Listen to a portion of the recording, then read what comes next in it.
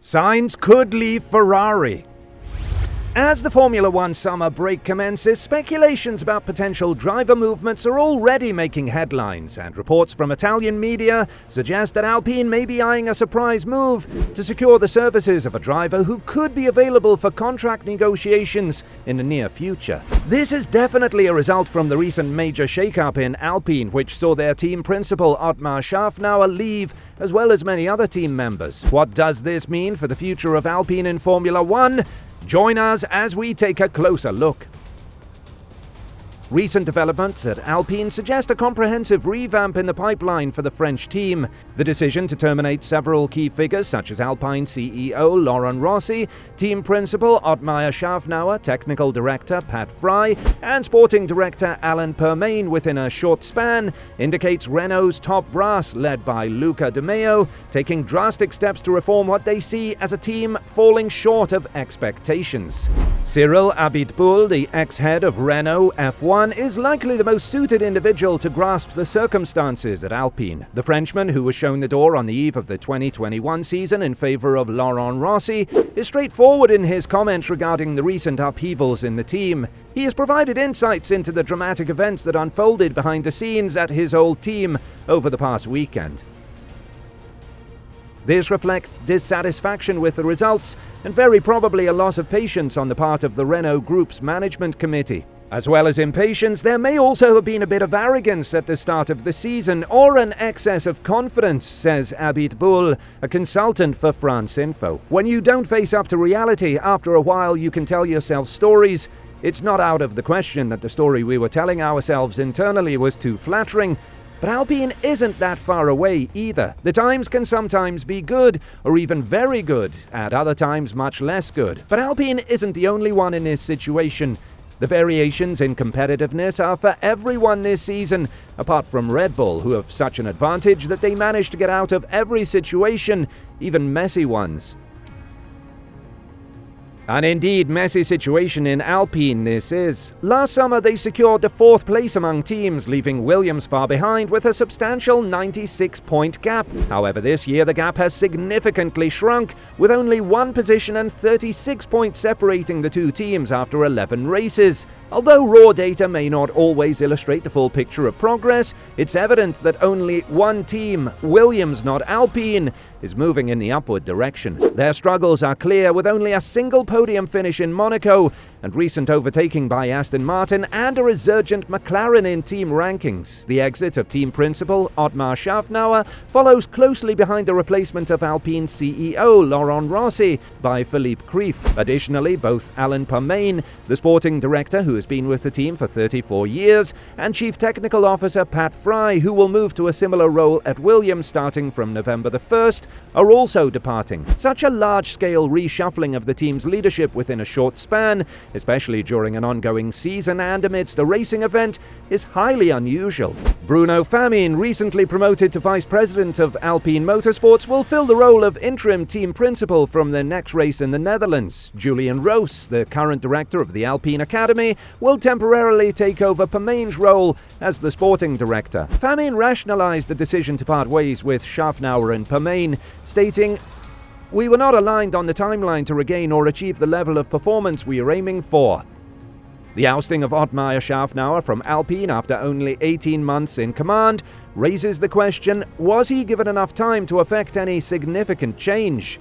In the post-Hungarian Grand Prix press conference, Szafnauer sought to deflect concerns about his position, coming shortly after Renault's decision to replace Alpine CEO Laurent Rossi with Philippe Krief. Rossi was then unceremoniously shifted to a vaguely defined role in special projects within the car manufacturer, a move akin to a corporate version of being sent to the corner with crayons. So we still have 60-something races to go. That's another 3 years to just start winning. It takes time. It's taken everybody time. I know Luca is a man of his word.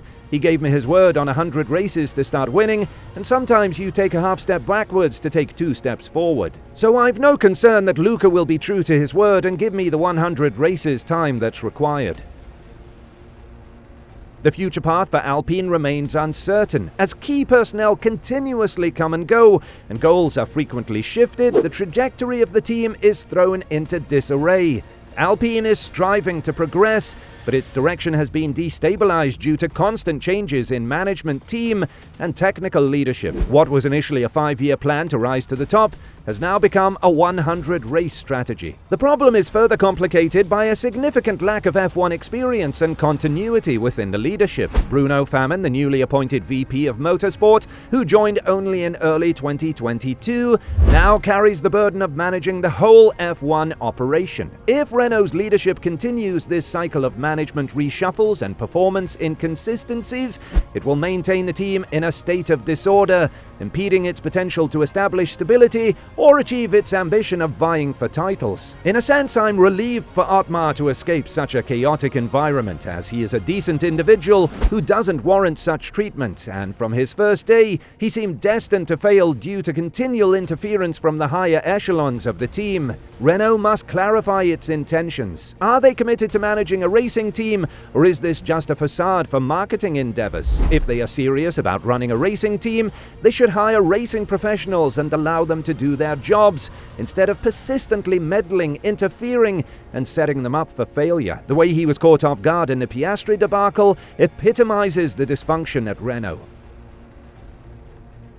I hope Otmar finds a position where his talents will be duly appreciated. This man had built something extraordinary at Force India over a long period, but he seems to be continually destined to work for overly intrusive and irrational people. For example, Andretti looks like a decent place to start. But as with every silly season, rumors start flying around as, according to Italian media, it seems that Renault chief Luca De Meo has decided to significantly revamp his Alpine team in response to the issues pointed out by Cyril Abiteboul. The dismissals of major staff will necessitate the hiring of capable replacements. With recent rumors surfacing about Charles Leclerc extending his contract with Ferrari, Alpine could seize this opportunity to secure a new driver from the Italian outfit. Although neither Ferrari nor the driver from Monaco have officially confirmed the contract, reports indicate that Leclerc's renewed contract is rumored to be a 2+3 deal. This means that he is contracted for 2 definite years, with the potential for an additional 3 years. Such a long-term commitment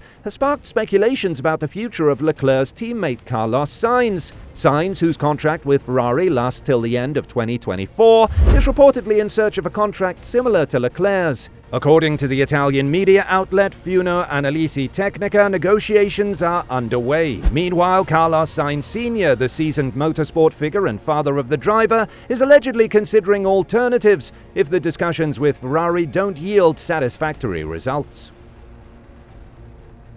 One of the possibilities for Sainz could be Alpine. The report mentions that Alpine is witnessing significant reshuffling at the top levels, and both Esteban Ocon and Pierre Gasly are set to renegotiate their contracts in 2024. This could create an opening for one or both of these drivers to be substituted, providing a potential entry point for Sainz to join the French team. Adding more intrigue to the rumors, there are indications that Mattia Binotto, who previously worked for Ferrari, may be a potential candidate to fill the vacant position left by Otmar Szafnauer at Alpine. Currently, with Bruno Famin acting as the temporary leader of Alpine as vice president of motorsport, a long-term strategy is required, and Binotto is a free agent and boasts extensive leadership experience, so he could be a suitable candidate. Also, on the other hand, it's worth mentioning that Sainz and Binotto have an existing professional relationship, as Binotto was the one who signed him to Ferrari, and Sainz himself stated that Binotto was a major factor for that thing to happen in the first place. Even though these rumors have ignited excitement among fans, Famin has played down the idea of hastily signing Binotto, stressing that they are still exploring their options. So whatever happens, if anything, should Sainz join Alpine, it would be a great replacement for potentially Pierre Gasly, whose contract runs out at the end of the year. Rumors have started flying out, and we're only a few days in the summer break. Strap in, because it will be a fun one. Also, let us know your thoughts in the comments below. Do you think Sainz should join Alpine? Thanks for watching Racing Zone, and we'll see you in the next one.